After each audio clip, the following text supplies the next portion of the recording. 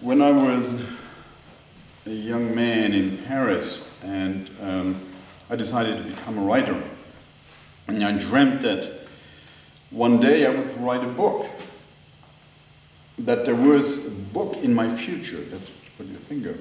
And so I was going through La Une, the bookshop, because that's where writers hang out, and I saw a title of a book by an author I didn't know, and I immediately bought it because of the title. And the title was Le Livre à Venir, the book to come, the book that will come, the book that will be there. I'm still writing the book. I'm still dreaming of writing the book. And I'm still reading Blanchot after all these years. I translated just one of his books, The Unavowable Community, published by George. And I'll read an extract from it. This is a late book. This is a very complicated book.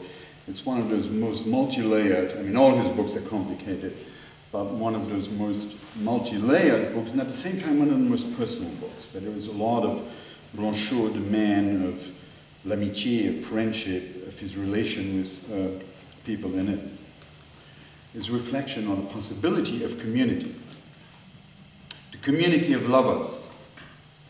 This romantic title that I have given those pages, in which there is neither a shared relationship nor definite lovers, is it not paradoxical? Certainly. But this paradox confirms perhaps the extravagance of what one seeks to designate by the name of community. At the onset, there is need to distinguish, with whatever difficulty, between traditional community and elective community. The first is imposed on us without our having the liberty of choice in the matter. It is de facto sociality, or the glorification of the earth, of blood, or even of race. But what about the other? One calls it elective in the sense that it exists only through a decision that gathers its members around a choice without which it could not have taken place. Is that choice free? Or at least, does that freedom suffice to express, to affirm the sharing that is the truth of this community? Likewise, one may question that which would permit one to speak without equivocation of the community of lovers. Georges Bataille wrote, "If this world were not endlessly crisscrossed by the convulsive movements of beings in search of each other, it would appear like an object of derision offered to those it gives birth to." But what about those convulsive moments called upon to give value to the world? Is it a question of the love, happy or unhappy, that forms a society within society and from which the latter receives its right to be known as legal or conjugal society? Or is it a movement that cannot abide any name, neither love nor desire, but that attracts the beings in order to throw them towards each other, 2 by 2 or more collectively, according to their body or according to their heart and thought, by tearing them from ordinary society? In the first case, let us define it too simply as conjugal love. It is clear that the community of lovers attenuates its own exigencies through the compromise it establishes with the collectivity which permits it to last by making it renounce excesses. In the second case, the community of lovers no longer cares about the forms of the tradition or any social agreement, be it the most permissive. From that point of view, the so-called maisons closes, the closed houses, the brothels, or their surrogates do not any more than sades, chateaux, constitute a marginality able to undermine society. On the contrary, and because such specialized places remain legal, and all the more so if they are forbidden. It is not because Madame Eduarda is a young woman exhibiting herself in a manner that is, all in all, rather banal, by exhibiting her sex as the most sacred part of her being, that she breaks with our world or with any world.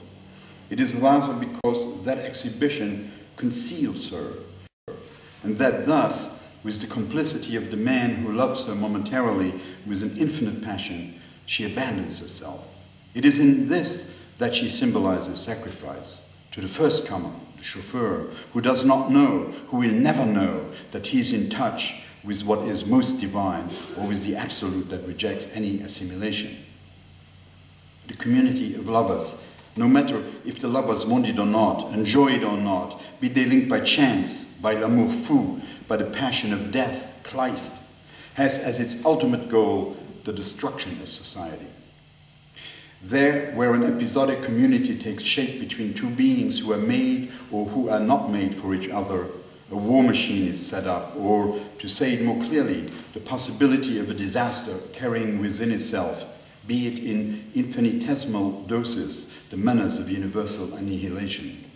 This is the level at which one has to consider the scenario that imposed itself on Marguerite Duras, and which of necessity implicates her, given that she has imagined it. The two beings shown us represent, without joy, without happiness, and as separate as they seem to be, the hope of singularity which they can share with no one else, not only because they are locked up, but also because in their common indifference, they are locked up together with death, which the one reveals to the other as that which he incarnates, and as the blow she would like to receive from him, a sign of the passion she expects in vain from him. By creating this character who is forever separated from the feminine, even when he couples with a chance woman to whom he gives a pleasure he does not share, Marguerite Duras has, in a way, sensed that it was necessary to go beyond the magnetized circle representing with too much complacency, the romantic union of lovers, even if the latter's blind motivation comes more from the need for losing themselves than from any concern with finding themselves. And yet, she reproduces one of the eventualities that Sartre's imagination and his very life has offered us as the banal example of the play of passions. Apathy, impassibility, the non-event of feelings and all forms of impotence not only do not prevent relationships between beings, but lead those relationships towards crime, which is the ultimate and, if one may say so, incandescent form of insensibility. But precisely in the récit that we are turning around and around as if trying to wring out its secret, death is summoned and simultaneously devalorized, the impotence being such that it cannot reach that far, either because it would seem too measured, or on the contrary, because it reaches an excess even Sartre is unaware of. Here is the room, the close space open to nature and close to other humans, where, during an indefinite time reckoned in nights, though no night may come to an end, two beings try to unite only to live, and in a certain way to celebrate the failure that constitutes the truth of what would be their perfect union, the lie of that union which always takes place by not taking place. Do they, in spite of all that, form some kind of community? It is rather because of that that they form a community. They are side by side, and that contiguity, passing through every form of empty intimacy, preserves them from playing the comedy of a fusional or communional understanding. A prison community organized by the one, consented to by the other, where what is at stake is indeed the attempt to love, but for nothing, an attempt that has in the end no other object than that nothing which animates them unbeknownst to themselves and exposes them to nothing else than to touching each other in vain. Neither joy nor hatred, a solitary jouissance, solitary tears, the pressure of an implacable superego, and finally a single sovereignty, the sovereignty of death at large, which may be evoked but not shared, that death of which one does not die, a death without power, without effect, without achievement, a death which, in the derision it offers, keeps the attraction of inexpressible life, the only one you accept in the end to be united with. René Char. How not to search that space where, for a time span lasting from dusk to dawn, two beings have no other reason to exist than to expose themselves totally to each other, totally, integrally, absolutely, so that their common solitude may appear not in front of their own eyes, but in front of ours. Yes, how not to look there, and how not to discover the negative community, the community of those who have no community.